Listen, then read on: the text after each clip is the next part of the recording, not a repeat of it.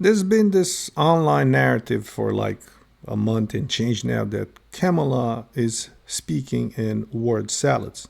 And Brian Tyler Cohen being her number one sycophant and shill, he was probably just watching and scouring anything that Trump may say that would be like 1% closer with Kamala word salad. So I guess he found this address to the Economic Forum of New York where he's talking about childcare and he's describing his concern for childcare and how important it is.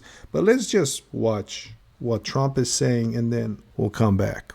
If you win in November, can you commit to prioritizing legislation to make childcare affordable? And if so, what specific piece of legislation will you advance?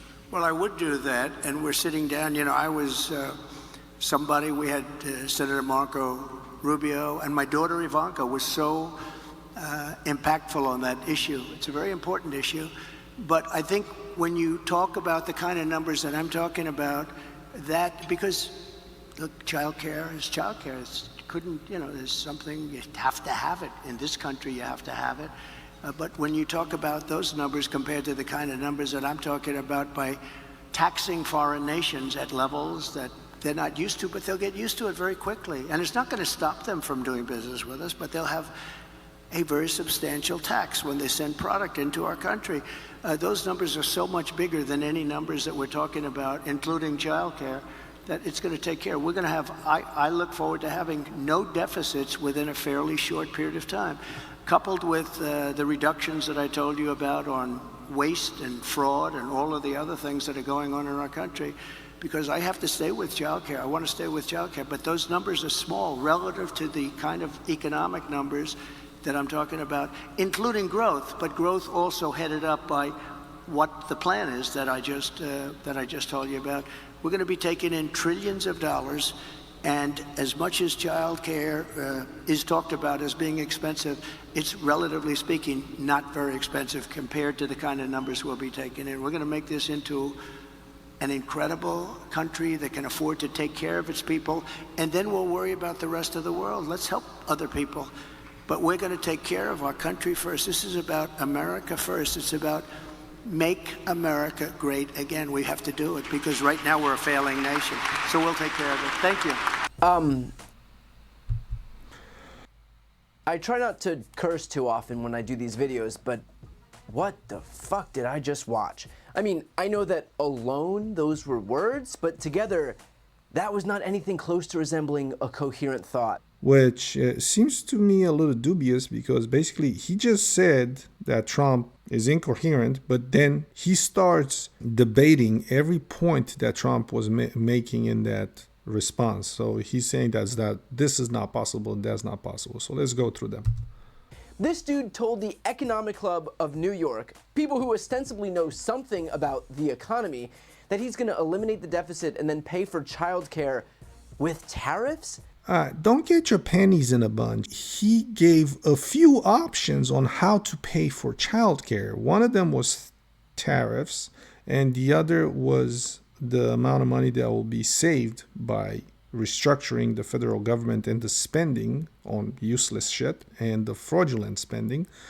So he's going to audit that. So basically, he's offering a few options on how to pay for those things without increases in taxes.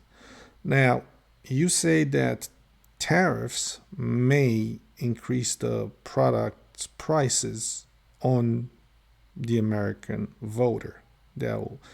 But then again, if those prices will come to match American-made goods prices, then we can move the manufacturing and create a tremendous amount of jobs in the United States, everybody will have money because they will have, good wages to earn and basically spend back into the American economy. So I don't find that to be a problem. And I mean, there could be another way that those companies will have to pay a tax to just do business in the United States. This is the biggest market in the world. And basically, in order to enter this market, you have to pay a fee.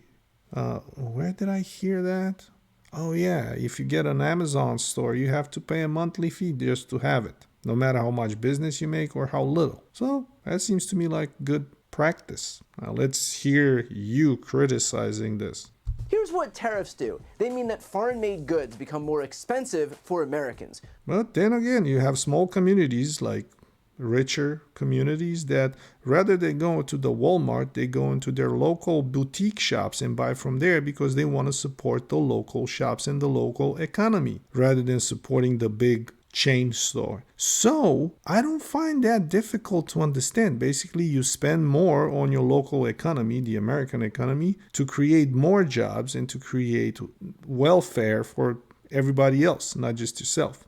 And that's not rocket science. It's simple. You spend money in your community. You have to look at this as the return on investment. So basically, you're paying more for American products because this is where it would lead to. You're paying more on American products. You have to see the return on investment. Basically, you invest more money into American-made goods that will create more jobs and more opportunities for every American. Again, return on investment. Does that make sense to you? I guess that would be still a word salad.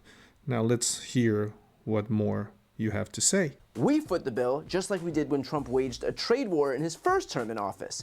When the New York Economic Club and CNBC and the Wall Street Journal line up behind this guy, they are showing you their ass. I made my point, but this guy is saying that the New York Forum and CNBC, they're showing us their ass. Other than the fact that you're a failed actor, what else do you know? Because from what I've been listening to you exclusively to see how far your hypocrisy or how far in the pocket of the Democratic Party you are, it seems like you really, other than reading off a teleprompter from a dialogue that someone else wrote for you, you look to me like you don't have a lot of brain cells in there. Now, let's continue. They are broadcasting that they are not serious organizations with any adherence to serious beliefs.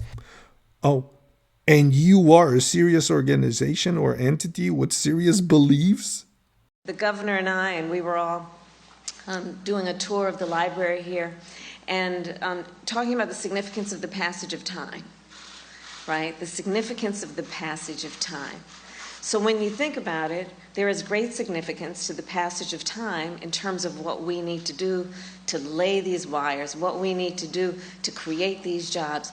And there is such great significance to the passage of time when we think about a day in the life of our children. And then turn around and defend it and expect to be taken seriously. The difference being that eventually, at least the kid got to the point. All the while, childcare, Viktor Orban, Ivanka Trump, and Hannibal Lecter for good measure. Okay.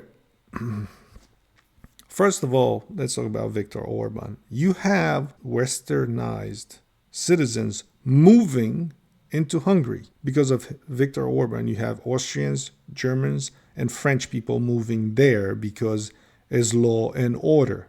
Oh yeah, now he wants to tell you about J.D. Vance. Here's what J.D. Vance said when posed with the exact same question. It's very hard for working families to get by. How will we lower the cost of daycare? One of the things that we can do is make it easier for family models to choose, or for families to choose whatever model they want, right? So one of the ways that you might be able to relieve a little bit of pressure on people who are paying so much for daycare is make it so that maybe like grandma or grandpa wants to help out a little bit more. Or maybe there's an aunt or uncle that wants to help out a little bit more. If that happens, you relieve some of the pressure on all the resources that we're spending in daycare.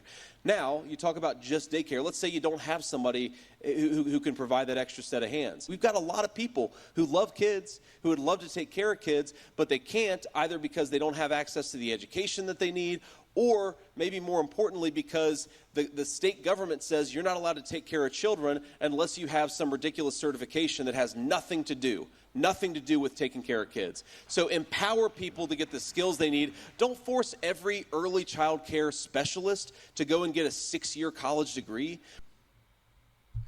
I mean, what I get from this is that he wants to empower children or baby-loving people to be able to quickly get a certification in early child care and take care of kids. And he also wants to empower family members to be incentivized financially to take care of their own family members. He's trying to suggest that rather than having these people doing it for free, they're incentivized financially, and I bet you that child will grow much, much better with a family member that will take care of him or her. That's what he's suggesting. Now let's listen to more on Tyler Cohen, what he says. So J.D. Vance's plan to make childcare affordable is to employ family members for free? No, it's not. He just said that he wants to remove the burdens of these people getting certified or any other person that wishes to work in early child care. Rather than having all these regulations, you can move them into a program that fast tracks them into getting certified and getting vetted for working with children. Like, I don't know, a background check, I think, for a stranger, unless the parent can wave that off because they know them. So let's hear what more shit you have to say. Let me ask you a question. You think parents didn't already think of that? You think families don't already ask family members for help watching the kids? Perhaps we need a solution that's just a tad more sustainable than tapping into free labor from grandma and grandpa. So this is the problem. No, he's not suggesting that. He's suggesting to also have them financially incentivized to do this. That's the difference, but I guess what can you expect for a failed actor? Maybe there's people out there whose parents still work and don't have time to take up a second job that is watching their grandkids. The point is that J.D. Vance is not a serious candidate offering anything resembling a serious solution. So that is the point, that he's not a serious candidate.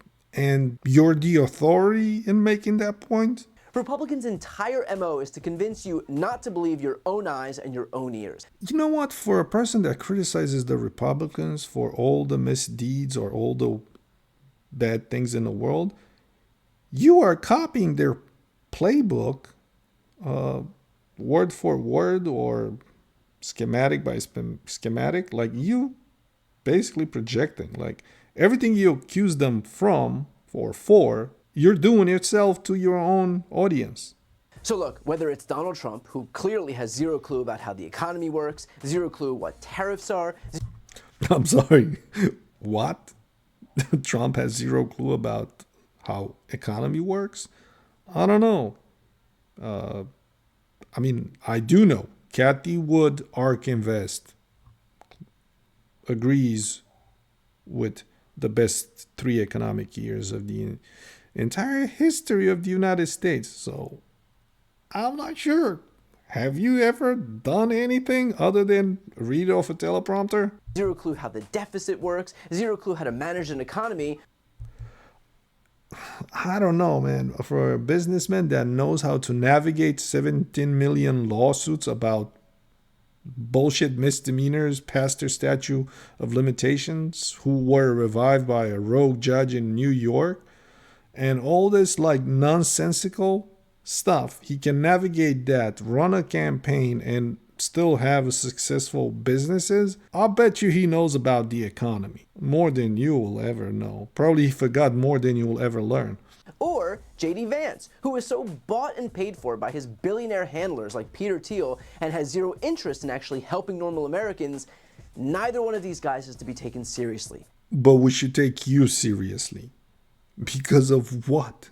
Because you come here and read off a teleprompter, like you only cover 10% of what it's dire straits out there and what the problems really are, and you're just peddling for Kamala Harris, who's, in my opinion, the worst ever choice forced upon the American people by the Democratic Party, because they were painted into a corner or backed into a corner that they had no other solution but to just unleash Kamala onto the American people. And look, dude, you're doing a disservice to your 3 million subscribers who are listening to only one side of a story. You are a total fraud, a shill, and a sycophant. And you're a terrible human being for trying to dupe the American people or your 3 million subscribers that you're other than a shill and an asshole and a liar, like a constant liar. Like I've been saying that fact checking you is like basically having fish jump into your boat without doing anything. Neither one of these guys is going to help you. Neither one is interested in how the middle class works or the working class works or how their children will get care while their parents have to go to work. They both serve the billionaire class. Actually, the billionaires are the ones that own corporations that actually lobby everyone in the government, all at every possible level in every possible government in the United States.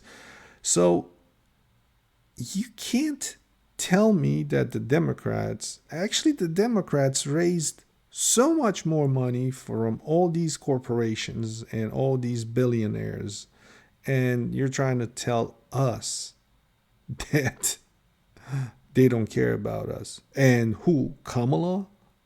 Who only cares about herself, like for basically padding her resume with like petty crimes of smoking weed, threw in jail like 1,500 people, like blocking the release of exculpatory information about a guy that was on death row until the court forced her to release the information. And what, you trying to tell us that Kamala cares about us, or Biden, who knew that he's in cognitive decline and yet he is still the president? You trying to tell us that the Democratic Party cares about us, or the government cares about us? No, nobody cares about anything as long as they get to remain employed and suck at the money teeth and the teeth of power. That's all they care about. It's human fucking nature. Not even human nature, it's biological nature. Get a pigeon used to you handing them crumbs every day. See if the next generation will be able to hunt and actually find food on their own. These people fall over themselves grandstanding about protecting families and kids. They vote against SNAP, where half the recipients are children. They vote against Medicaid. Okay, SNAP, it's only 38% are children, but I've seen people on SNAP in New York City basically using that to buy cigarettes, buy alcohol. So what did they do? They took that money and they fraudulently spent it on alcohol and cigarettes. And I've seen these people on all these welfare programs showing up with like Gucci purses and Louis Vuitton purses and like $300-400 pair of glasses and, you know, jewelry and all that. I guess that comes also out of middle class's taxes.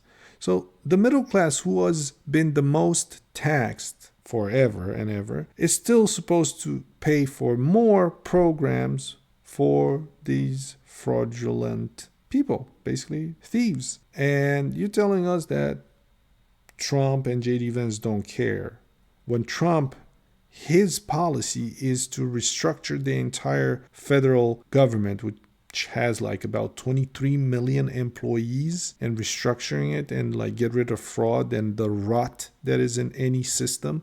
And there's a paper. I mean, what can you know? It's like me, calculus, you, amoeba. Where again, half the recipients are children. Any way you cut this, it becomes clear that when Republicans parade themselves around like these great defenders of families, the actual facts don't back that up at all.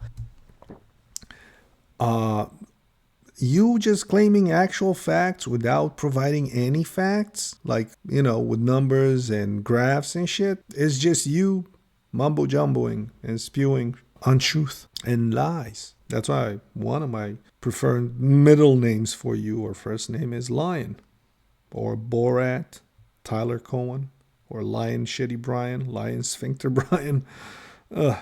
And the list goes on. So the next time you hear an answer like this fall out of Trump or Vance's mouth, just accept the fact that the reason it sounds so much like bullshit is probably because it is.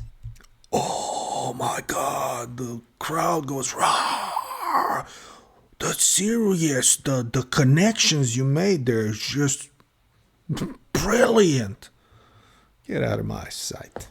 Okay. And if you'd like to support my work even further, you can grab a copy of my instant #1 New York Times selling book, Shameless, available for sale right now. Yeah. Like that's ever gonna happen. What a load.